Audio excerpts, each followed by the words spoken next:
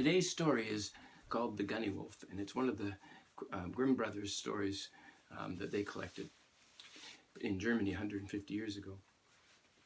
The story takes place in and near the dark Black Forest. The Black Forest was a huge, huge forest with lots of dangers. So there was rumored a creature so horrendous that all feared to see it.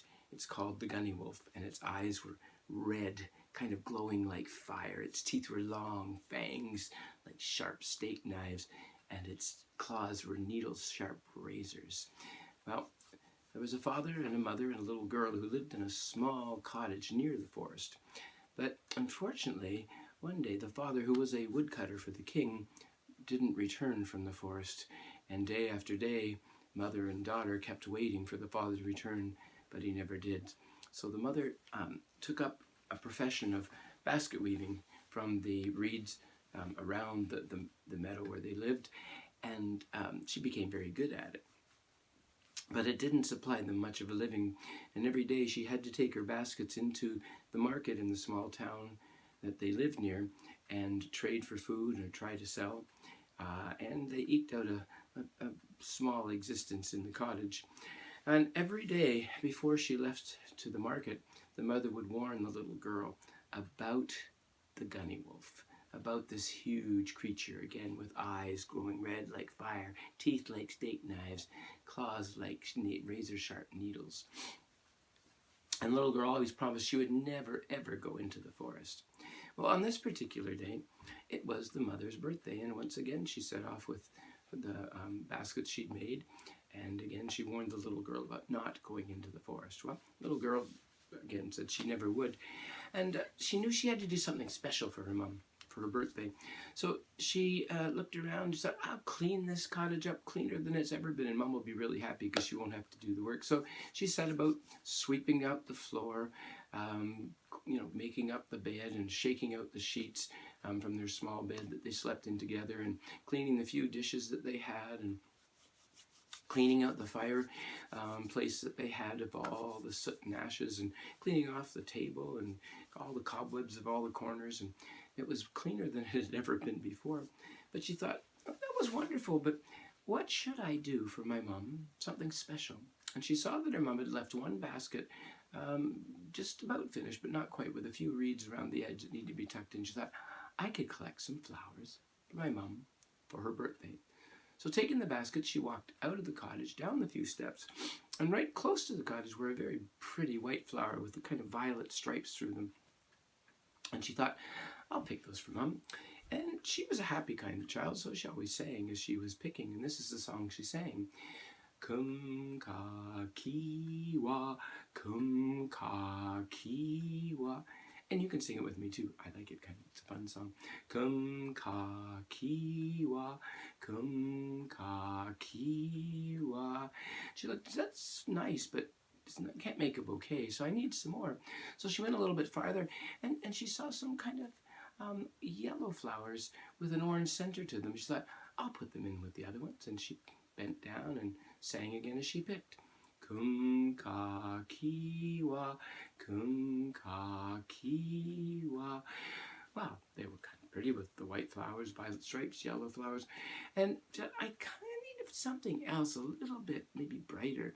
And there she saw kind of a pinkish flower, but it was growing close to the woods. So she looked around all very carefully. She saw nothing. So she says, if I go quickly and pick these flowers and get out of there should be no problem. So the pinkish flower, she started picking. Kum ka kiwa, kum ka kiwa. And all would have been well, but as she straightened up, she happened to spy in a clearing not too far into the forest the most beautiful flower she had ever seen. It was large. It was leaves were a crimson red color, and they almost looked like satin the way they glowed in the sun that was shining down in the clearing.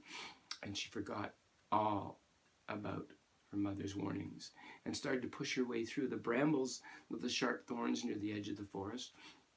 And she walked on a little farther into the clearing, and she bent down to pick that beautiful crimson flower up and sang, Kum ka kiwa.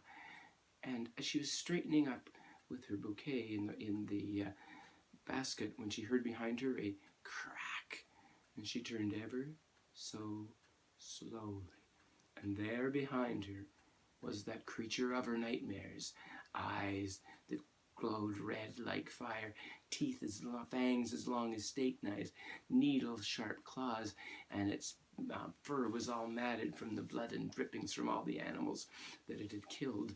And she froze in absolute terror, and that huge creature trod towards her upon its large back paws, and it opened its huge snout, and this terrible stench came out and almost overcame her, and a voice came from deep in its throat.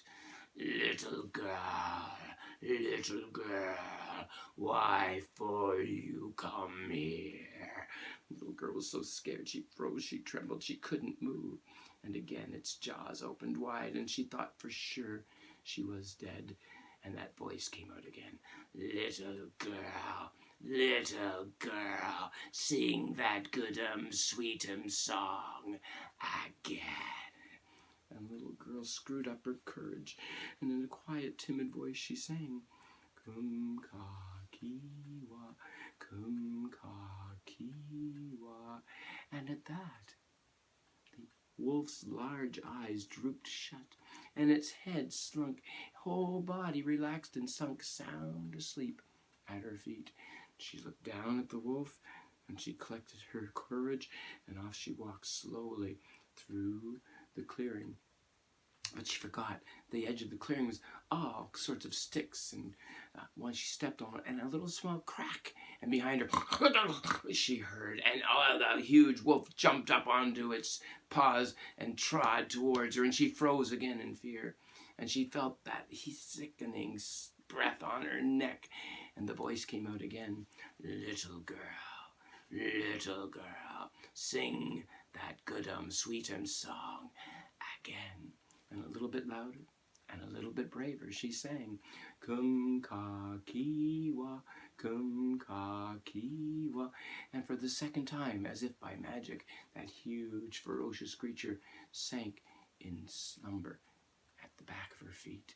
And she worked her way through the forest again.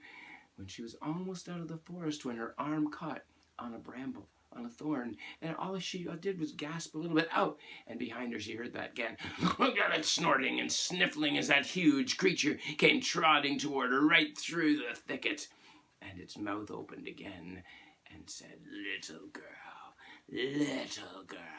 sing that good sweet song again. And for the third time, the girl, a little bit louder and a little bit braver, kum ka kiwa, kum ka kiwa. And for the third time, that huge creature fell into a deep sleep right there through the brambles and all. And so picking her way through, she stepped very quietly, kind of hurrying a little bit quicker, and she was almost back to her cottage when she stepped into a gopher hole and hit the ground, saving the basket, of course, but also a big thump from her as she fell, and that huge creature awoke and started towards her, but she was far enough and brave enough away that she kept on going this time, running towards her house, running up the steps with that huge creature right behind her, feeling its breath on her neck. She took the door and slammed it shut, and it slammed right on that wolf's nose. The wolf howled and was gone, and was never seen again. Well, the little girl was so trembling, was so afraid of what had happened, and that her mother might find out. She went back into her house, and she saw the house, and she cleaned it again, twice as clean as it had been cleaned before. And she took those flowers and arranged them in a bouquet on the table. She took the white ones with the violet stripes first and put them around the edge, and then the yellow ones with the brown flowers, then the pinkish kind of ones. And last but not least, she took that beautiful crimson flower and put it right in the middle of the bouquet. Well, of course, who came home at that moment was Mom, and she looked around the cottage and she said, whoa, this is absolutely incredible. I've never seen her. I won't have to do any work tonight. And then she looked and she saw on the table the most beautiful bouquet of flowers she had ever seen, and her smile widened and then dropped, for she knew her daughter had been in the forest. snip, snap, snout, my tale's told out.